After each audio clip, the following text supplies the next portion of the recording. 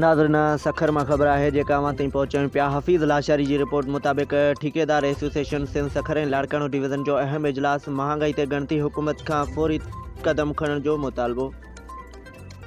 सिंध के ठेकेदार association of Sindh Sukkur ऐं लाड़काणो डिवीज़न से लागापियल ज़िलनि के उहिदेदारनि जो अहम इजलास नायब सदर सिंध अमजद जावेदाराई ऐं नायब सदर सिंध सईद अहमद जतोई की सदारत हेठ मुनक़िद थियो।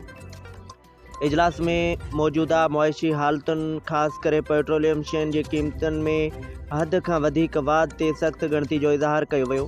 अॻुवाणनि चयो त पेट्रोलियम अघनि में वाध सबब महांगाई जो तूफ़ान अची वियो है, जंहिं करे कंट्रेक्शन तामीराती इंडस्ट्री के वॾो नुक़सान पहुची रहियो आहे ऐं सिंध में तरक्याती कम तक़रीबन बंद थी विया आहिनि। इजलास की पुॼाणी ते हुकूमत सिंध का पुरज़ोर मुतालबो किया वियो त तामीराती मटीरियल ते डिफरेंस फौरी तौर जारी कयो वञे त जीअं हलंदड़ तरक्याती मनसूबनि के बचाए सघिजे ऐं कंट्रेक्शन शोबे के वधीक नुक़सान का महफूज़ रखियो वञे।